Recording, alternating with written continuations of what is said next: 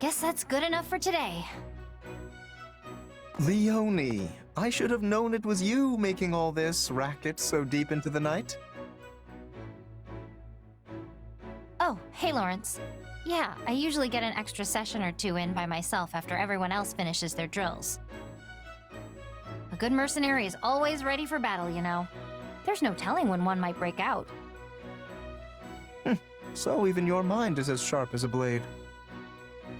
Come to think of it, I was relieved to hear you had become a mercenary. And yet, pangs of guilt clawed at my heart. Huh? Why? What's that got to do with you? Quite a bit, if I may be frank. Your home, Son, sits nestled firmly within House Gloucester territory. Embarrassing as it may be to admit, I hadn't entirely realized that fact when we began at the Officers' Academy. But once the school shut down, I began to wonder what became of the students who hailed from our lands. I couldn't help but investigate further. Uh-huh. And that's when you found out where I was from. What I'd been through. Yes. As the heir to House Gloucester, it is my natural-born duty to concern myself with the well-being of my citizens. It must have been difficult indeed, scrounging up the funds required to attend Garrick Mock. I would hate for someone who has already been through so much to suffer any further hardship. Well, some of the money we paid the church got back to us when the academy closed, at least. That's pretty much it. Not an ounce of help finding a job, and definitely nothing from the Count. So I started training, sharpening my skills as a mercenary. The rest was luck. I am truly sorry, Leonie.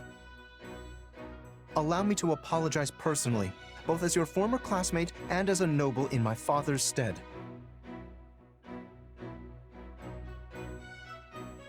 Stop that. It's not your fault. I chose to leave my village. I'm the one who decided to try and make it on my own. And I would have been protected by the nobility if I'd stayed in the village, right? But that's not the path I picked. Honestly, it wouldn't surprise me if more commoners start making decisions for themselves someday.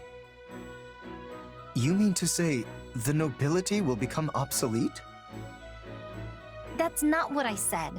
There are plenty of people out there who still depend on you for protection. That's not gonna change. At the same time, I don't think you could keep every commoner safe even if you wanted to. The time we're living through is proof enough of that.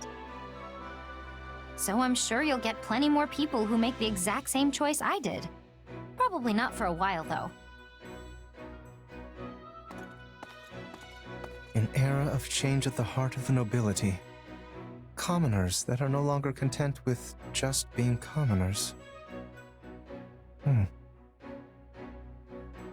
Ah, the simple joys of a refreshing morning's exercise.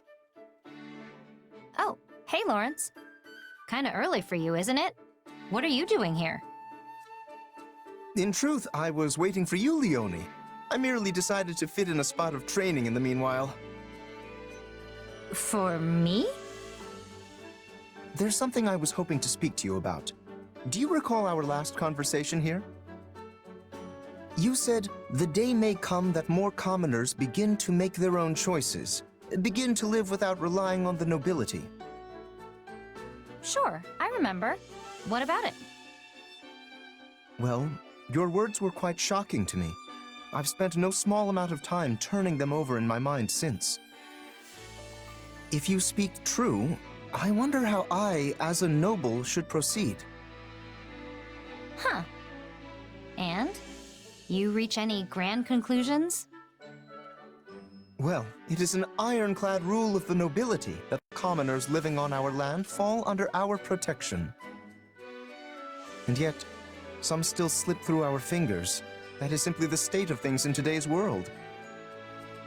In a way, you are one of them, though you did choose this path of your own accord.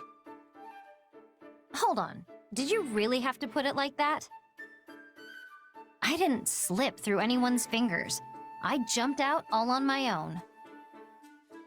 Well, yes, I suppose you did. My apologies. In truth, I find it exceedingly difficult to stand in the shoes of the everyman while also pushing matters forward as a noble. But if I'm unable to do exactly that, I have no hope of preserving the stability of my territory. As such, I am looking to bring an exceptional commoner into the ranks at House Gloucester to act as my advisor. That's a surprise.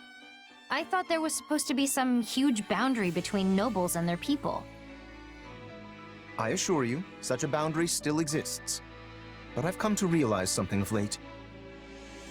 As we proceed into the uncertain future, more and more common folk will begin to break free of their defined roles. Such an era will be upon us before long. Your actions are proof enough of that. Whoa, slow down there. I don't think I'm some kind of great trailblazer or anything. I've simply interpreted the meaning behind your words. I thank you for leading me to this realization.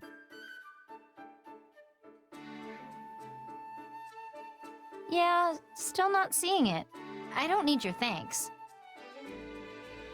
Leonie, I had this idea with your story in mind. As for the commoner I would invite to House Gloucester, the proposal I mentioned earlier, how would you like to fill that role? I appreciate the invite, really. And I know it's supposed to be this huge honor, but there's other things I want to do in life.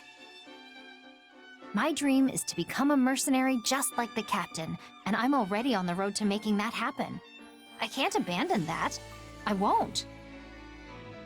Very well. I suppose I would not want to stand in the way of your dreams.